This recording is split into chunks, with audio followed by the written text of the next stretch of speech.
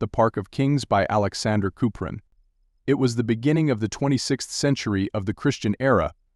The life of men on earth had changed beyond recognition.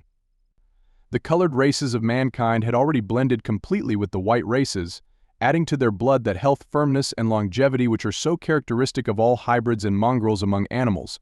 Wars ceased forever in the middle of the 20th century, after dreadful slaughters in which the whole civilized world took part and which cost mankind tens of millions of human lives and hundreds of billions in money.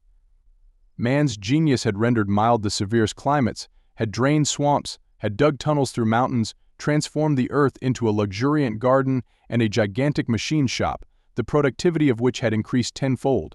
Improvements in machinery reduced the working day to 4 hours, while work became compulsory for everybody. Vices disappeared entirely and virtue blossomed out. To tell the truth, however, all this was tiresome enough.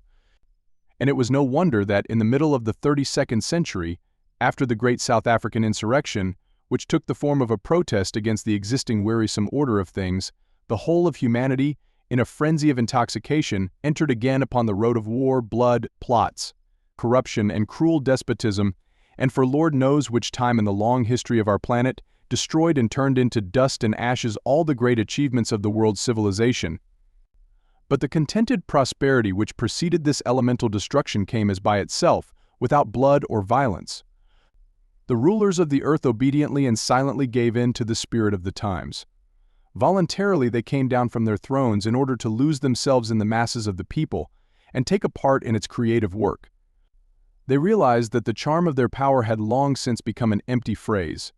It was not for nothing that for centuries in succession their princesses had been running away from the palaces with servants, grooms, gypsies, and wandering magicians. And it was not for nothing that their princes and grand dukes pawned their hereditary scepters and laid their 1,000-year-old crowns at the feet of courtesans, who used them as ornaments for their false hair. But some of their descendants, blindly, haughtily, fearlessly, and, in a way, tragically certain of the divine and endless character of their power, which rests upon them by reason of heredity, contemptuously refused to live in common with the masses of the people and never ceased to regard themselves the rulers and the fathers of the people. They considered it below their dignity to commit suicide, which in their minds was a degrading weakness, unworthy of persons of royal blood. They refused to dim the halo of their escutcheons by contracting marriages below their rank, and their effeminate, thin, white hands were never made dirty by physical work, which they still considered the lot of slaves.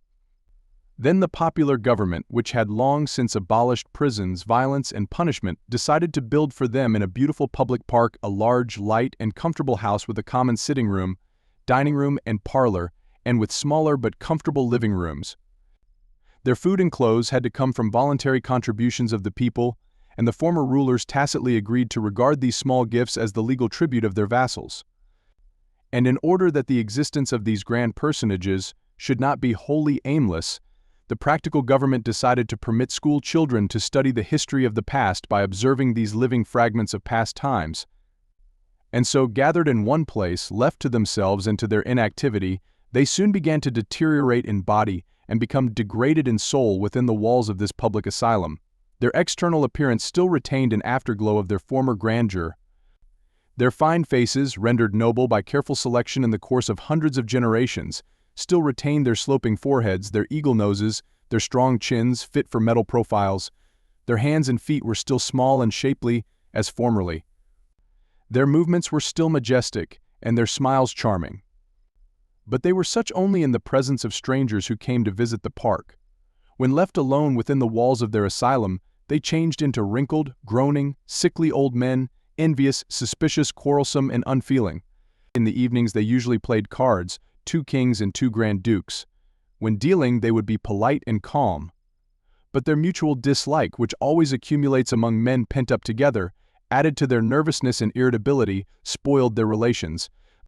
The King of Sardinia would remark most politely to the Duke of St. Bernard, "I hope, Your Highness, that you have not put away an extra ace of clubs, as you did on a former occasion. Only the activity of my enemies and the lowering of the standard of morality could compel me to live in the same cage with such an old monkey as you, sir." They all knew perfectly well that the card representing the Queen of Diamonds had a corner torn off, and that the 9 of Spades had an ink stain on its back, but making a little compromise with conscience, they secretly made use of these signs. Sometimes at dinner they would still repeat high-sounding phrases like the following: "My people and my army. Oh, if you only knew how my father was loved by his subjects, and they are still. Why, I could show you a letter which I have received from my party, only I don't know where it is just now. Yes, and I, too, have received information about a powerful movement on foot in my country. People must at last come back to their senses and return to the legitimate order of things." But no one ever heard these mutterings, and if anyone had heard, he would not have believed them. They all had but one loyal subject, a thoroughly convinced advocate of royal prerogatives, their half-blind, deaf, 100-year-old servant, a former soldier. Their empty life was full of intrigues, gossip, spying. They would look into each other's cups and pots, table drawers, beds. Would reproach each other with having all sorts of diseases and old age infirmities, and were all jealous of the Count of Loire, whose wife had opened a little store near the park, and thus was able to send cigars to her royal husband. Their sons and daughters had left them long ago in order to lose their identity in the masses of the people, but on holidays the princes were visited by their wives and their old mothers, who, like all women, were not permitted to go to the House of Kings on weekdays. They brought with them all the gossip that they had heard in the streets and on the public squares. They spoke to their children of hopes which could never come true, and together with them dreamed of improving the methods of agriculture and spoke of how necessary and important it was for the country to grow Swiss roses, asparagus, and to raise Angora cats. And after such conversations the poor old kings saw in their night dreams fireworks and parades and balls and triumphs and vast mobs of people howling with joy. And after sleepless nights they would awaken ill and uncomfortable and would watch each other for the results of the medicine they would have to take. The spring came again, as it had been coming for thousands of years past. Whatever happens, spring always remains a dear, bright, joyful holiday, just as its invariable companion, the Easter egg, always remains a symbol of the endlessness and fertility of life. Fragrant poplar buds were already opening in the Park of Kings, the grass was turning green, and the still bare, soft earth, performing again the great mystery of motherhood, was exhaling a powerful and sweet odor.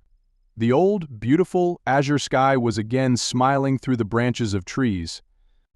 The crowned personages came out of their rooms and were walking slowly up and down the park paths, supporting themselves on their crutches. Spring always has an imperative appeal for young hearts, but even in the old blood of the kings it awakened a sad and undefined restlessness. To the young people who crowded the beautiful park on such fine days, they seemed even more distant, strange, and foreign, as though they had come out of the grave. The old, lonesome, childless, widowed king of Trapezund, an old man of majestic appearance with a conical-shaped head, an aquiline nose, and a long silver beard, sat down on a green bench in the most secluded and faraway alley of the park. The spring sun and air enfeebled his body as though intoxicating him, and filled his soul with a quiet sadness. As though in sleep, he heard the familiar remarks which occasional passers-by exchanged on seeing him. "This is the King of Trapezund.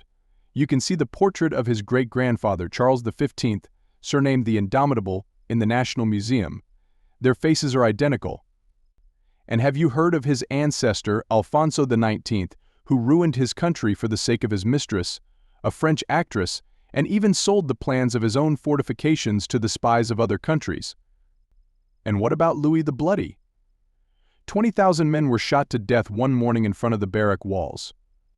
But the proud soul of the monarch who was rejected by his own people did not quiver and did not shrink before this ominous obituary.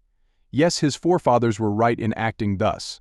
Not only the king's wishes but his whims as well should be sacred to the people. And every man who dares to question divine power is worthy of death." But suddenly he heard a gentle, childish voice, the sound of which caused him to raise his white head. "Grandpa, why are you always so sad? Has anybody hurt you? Grandpa, let me give you this sugar Easter egg. You should not be sad on such a fine holiday. Look, Grandpa, there is a little glass here, and back of it is a little lamb eating grass. And when you are tired of looking at the egg, you can eat it. It is made of sugar." The king drew toward him this kind, light-haired, blue-eyed girl, hitherto unknown to him, and said with a sad smile, "No, my dear child, I cannot eat it. I have no teeth with which to eat sugar." Now it was the girl's turn to stroke his wrinkled cheek with her little hand, as she said in her thin voice, "My poor grandpa, You are so poor and so old. Do you know what we will do? We have no grandpa. Do you want to be our grandpa? Can you tell fairy tales? Yes, my dear child. I can tell beautiful old tales about iron men and victories and bloody festivals. Well, that's fine. I will go out for a walk with you and get flowers for you and make garlands. We will each put on a garland, and that will be fine. You see, I have some flowers now. The blue ones are violets, and the white ones snowdrops. I will sing you all the songs that I know. Will you come? And then a strange thing happened. The old king, whom neither arguments, nor the words of his politicians, nor the cruel lessons of life, nor history had convinced, suddenly realized with his whole soul how ludicrous and useless was his stubborn faith in what was past. There suddenly awakened in him a desire for a family, for caresses, attention, childish prattle, and kissing the girl's light hair, he said in a scarcely audible voice, "All right, my dear girl, I shall come. I was so lonely during my whole life. But what will your papa say?" Then the girl ran away and returned in a minute, leading by the hand a tall and sunburnt man with calm and deep gray eyes, who said, taking off his hat, "If you should consent, your majesty, to do what the girl suggests, we should all be infinitely happy, your majesty." "Let my majesty alone," said the old man, rising from the bench and shaking hands with the citizen. "From now on my majesty exists no more."